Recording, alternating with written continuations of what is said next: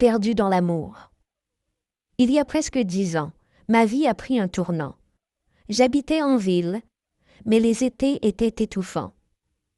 J'avais envie de nature, de verdure. Un jour, j'ai pris ma petite voiture rouge et je suis parti explorer la campagne. Je me sentais si heureux au volant. Cet été-là fut vraiment exceptionnel.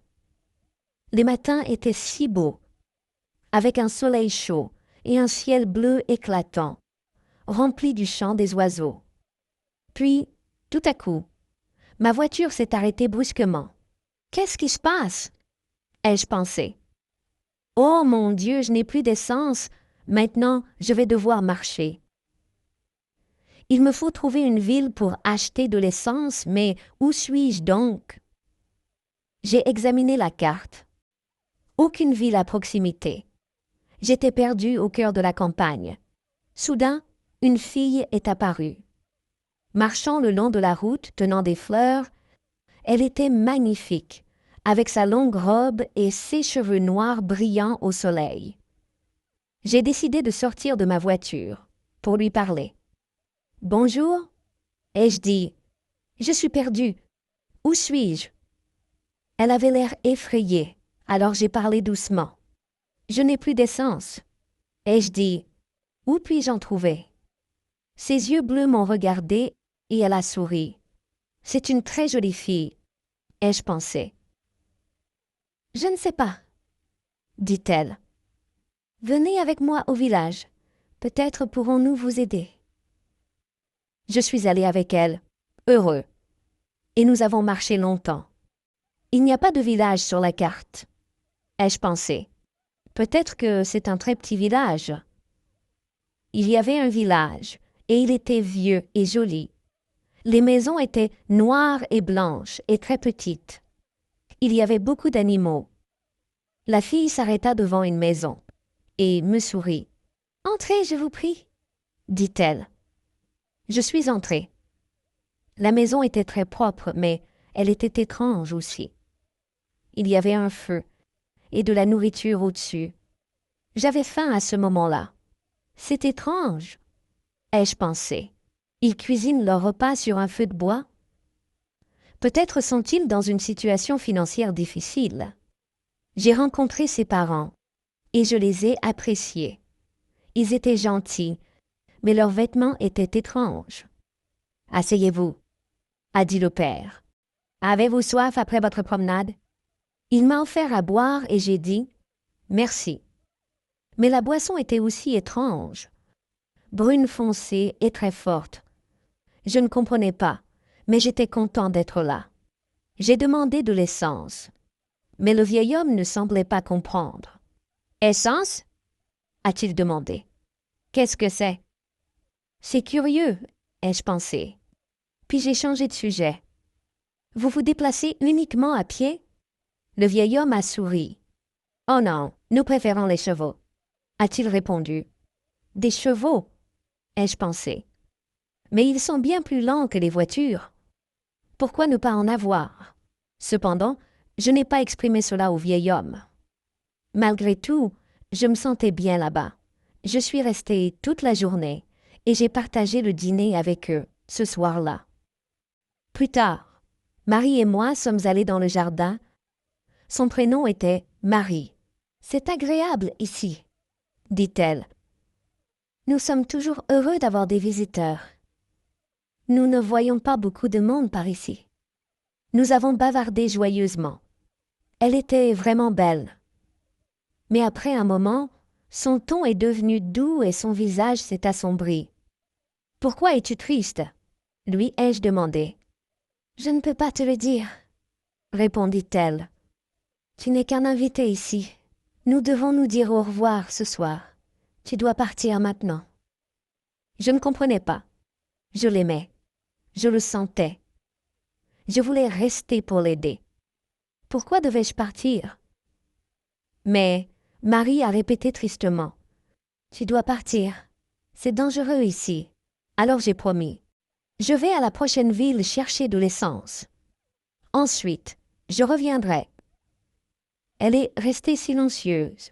« Je t'aime, Marie. » lui ai-je dit, et je reviendrai. Rien ne m'en empêchera. Elle m'a dit au revoir à la porte. Son visage exprimait une profonde tristesse. Et j'étais tout aussi attristée. Je ne voulais vraiment pas partir. C'était minuit. La nuit était très sombre. Mais j'ai continué à avancer. Jusqu'à ce que je voie les lumières d'une ville.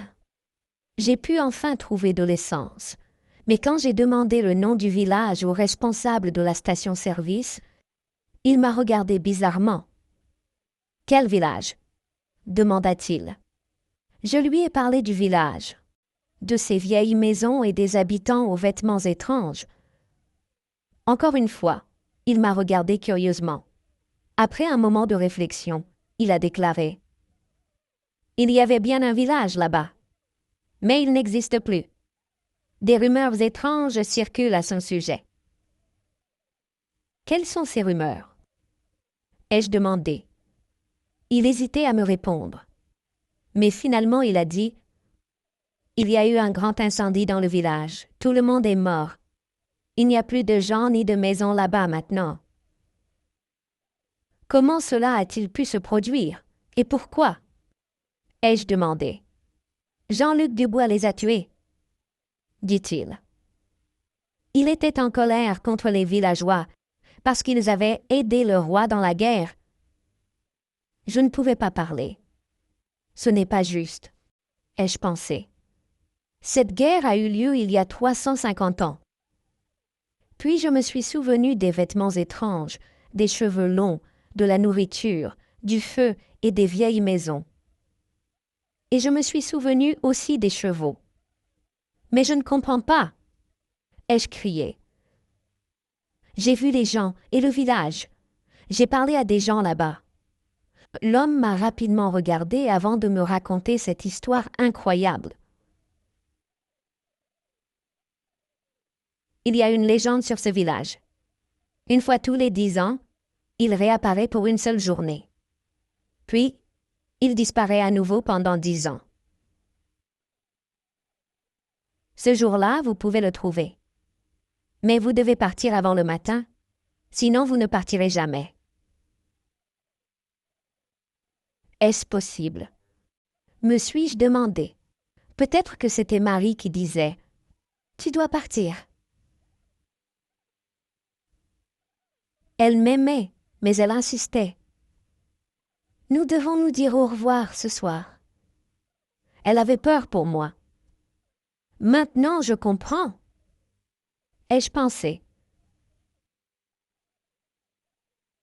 Je suis retournée au village, mais il n'était plus là. J'ai cherché encore et encore, mais je n'ai pas pu le trouver. Tout ce que j'ai trouvé, ce sont des fleurs, des arbres, le chant des oiseaux et le murmure du vent. J'étais très triste. Je me suis assis par terre et j'ai pleuré. Ce jour-là, je ne l'oublierai jamais. Marie reste dans mon cœur et je l'aimerai toujours. Il ne me reste plus qu'à attendre 2 mois. Le village reviendra. Le jour venu, j'y retournerai. Je retrouverai Marie, mon amour, aux longs cheveux noirs. Et cette fois, je ne partirai pas avant le matin. Je resterai avec elle.